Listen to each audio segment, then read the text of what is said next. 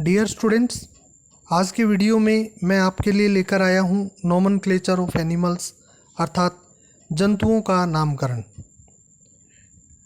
आप भली प्रकार जानते हैं पृथ्वी पर लगभग 10 लाख से अधिक जंतु जातियाँ विद्यमान हैं और इतनी बड़ी संख्या में जो जंतु जातियाँ हैं उनके अध्ययन के लिए इनका वर्गीकरण आवश्यक होता है और वर्गीकरण के लिए इनकी पहचान आवश्यक है। For classification identification is necessary. यदि हमें जंतुओं की पहचान ही नहीं होगी तो हम उनका वर्गीकरण भी नहीं कर पाएंगे। विश्व के अलग अलग भागों में एक जंतुओं को भी अलग अलग नामों से जाना जाता है। फॉर एग्जाम्पल, जो घरेलू चिड़िया है जिसे भारत में गोरैया के नाम से जाना जाता है, इंग्लैंड में इसे हाउस स्पैरो, स्पेन में सुजुनी के नाम से, हॉलैंड में इसे मुस्ट कहा जाता है और पुर्तगाल में इसे पार्डल कहा जाता है। So it is very difficult to scientists, researchers and students to identify a animal properly.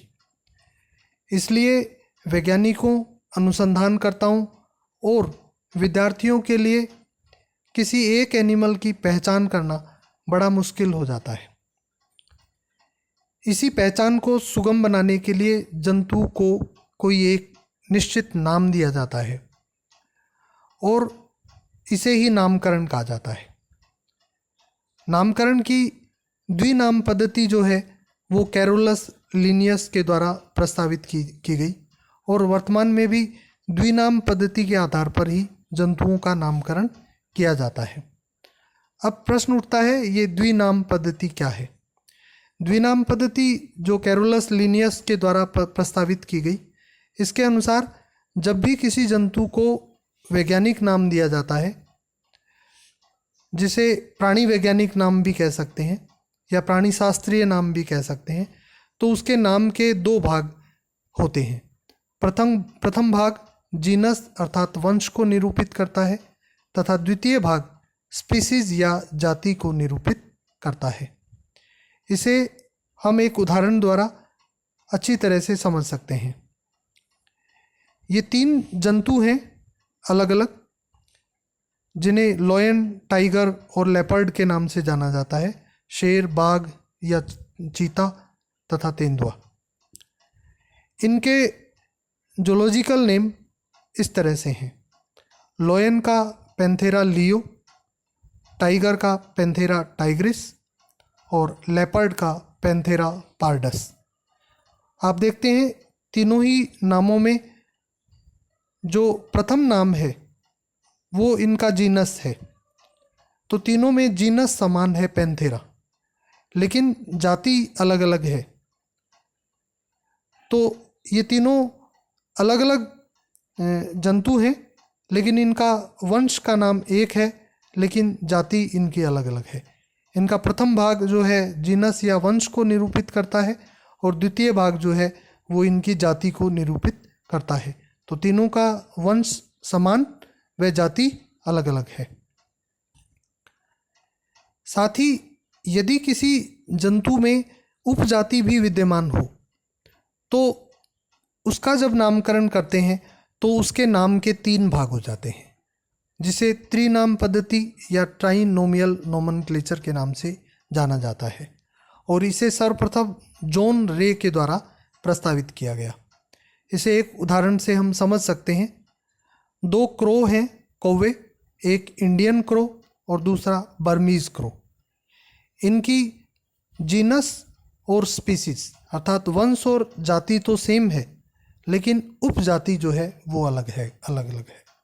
Indian crow का जूलॉजिकल नेम कार्वस स्प्लेंडेंस और बर्मीज क्रो का जूलॉजिकल नेम कार्वस स्प्लेंडेंस प्रोटिगेटस होता है।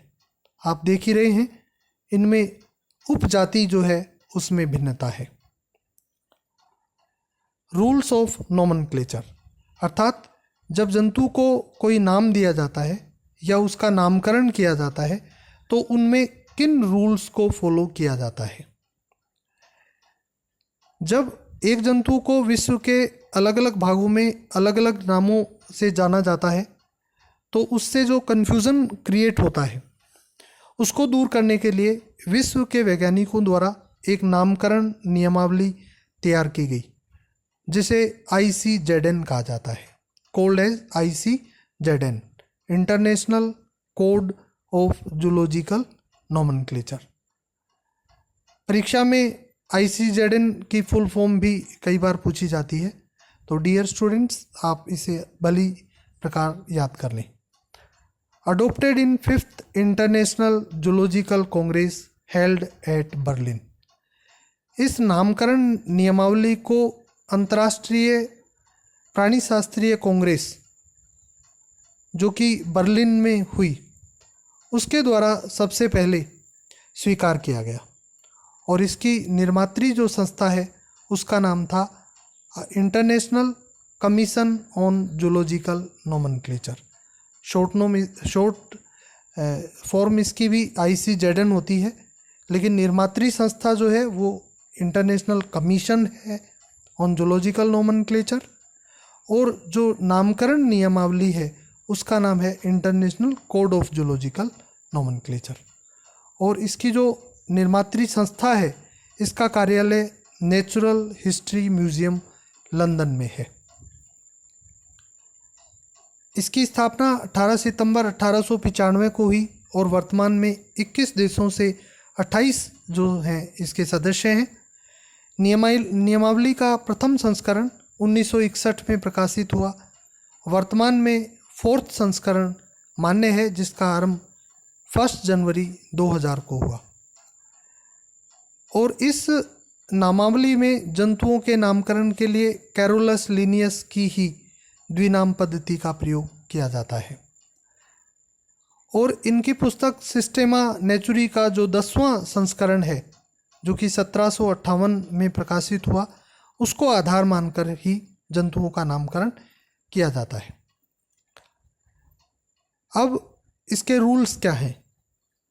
पहला रूल है कि जब भी किसी जंतु को उसका प्राणी वैज्ञानिक या साइंटिफिक नाम या वैज्ञानिक नाम दिया जाता है तो इसके नाम के 2 भाग होते हैं। प्रथम भाग जीनस या वंश को निरूपित करता है, और द्वितीय भाग स्पीसीज या जाति को निरूपित करता है। अगर किसी जंतु की उपजाति भी विद्यमान है तो नाम के 3 भाग हो जाते हैं, और तीसरा भाग उपजाति को निरूपित करता है। जब जंतु का वैज्ञानिक नाम लिखा जाता है तो प्रथम भाग कैपिटल लेटर्स में अर्थात अंग्रेजी वर्णमाला के बड़े अक्षरों में, और द्वितीय भाग स्मॉल लेटर्स अर्थात अंग्रेजी वर्णमाला के छोटे अक्षरों में लिखा जाता है। रूल 3, जंतु का नाम तिरछे या इटैलिक्स में या अंडरलाइन लिखा जाता है। अर्थात यदि जंतु का नाम प्रिंट हो तो इसे इटैलिक्स में लिखा जाता है, और यदि हाथ से लिखा जाए तो नाम के दोनों भागों को अलग अलग अंडरलाइन या रेखांकित किया जाता है। सब स्पीसीज होने पर ट्राइनोमियल, अर्थात अगर किसी जंतु की उपजाति है तो तीसरा जो नाम है उपजाति को निरूपित करते हुए लिखा जाता है। In Latin language, zoological name या प्राणी वैज्ञानिक नेम या वैज्ञानिक नेम हमेशा लैटिन भाषा में लिखे जाते हैं। यदि किसी और भाषा से लिए जाते हैं तो भी उसे लैटिनाइज करके उसका नाम लिखा जाता है। वैज्ञानिक जिसने प्रथम बार जंतु का वर्णन किया है उसका नाम व वर्ष का उल्लेख नाम के साथ किया जाता है। अर्थात जिस वैज्ञानिक ने सबसे पहले किसी जंतु के बारे में बताया है तो उसका नाम व वर्ष जंतु के वैज्ञानिक नाम के साथ लिखा जाता है। जैसे होमो सेपियंस लिन 1758। इसका तात्पर्य ये है कि मनुष्य का जो साइंटिफिक नेम होमो सेपियन लिनियस के द्वारा दिया गया और 1758 में दिया गया। इसी प्रकार टीनिया सोलियम लिन 1758। 2 वंश एक नाम के नहीं हो सकते और एक वंश में 2 जाति नाम नहीं हो सकते। अर्थात जाति और वंश के जो नाम हैं बिल्कुल अलग अलग ही दिए जाते हैं, उनका रिपीटेशन नहीं होता है। यदि किसी जंतु के नाम में परिवर्तन होता है तो मूल वर्णनकर्ता का नाम व वर्ष कोष्ठक में लिखा जाता है। इस बात को हम इस प्रकार से समझ सकते हैं। एक उदाहरण है शिस्टोसोमा हिमेटोबियम, बिलहर्ज 1852, वीनलैंड 1858। इसका अर्थ है कि जो शिस्टोसोमा जंतु वर्तमान में विद्यमान है, इसको 1852 में बिलहर्ज ने खोज लिया था और इसका नाम रखा बिलहर्जिया। लेकिन बाद में वीनलैंड ने 1858 में इसका जो नाम है वो शिस्टोसोमा हिमेटोबियम रखा। तो क्योंकि इसके नाम में परिवर्तन हो गया है तो मूल वर्णनकर्ता का नाम व वर्ष कोष्ठक में लिखा जाता है। तो क्योंकि इसके मूल वर्णनकर्ता बिलहर्ज थे 1852 में, तो मूल वर्णनकर्ता का नाम ब्रैकेट में लिखते हुए और बाद में जिसने परिवर्तन किया है उसका नाम व वर्ष लिखा जाता है।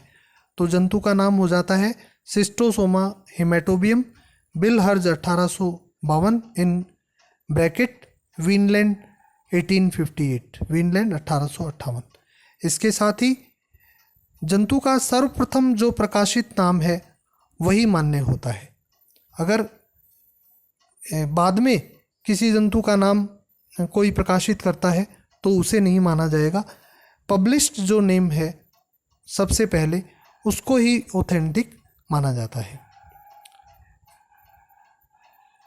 Thank you.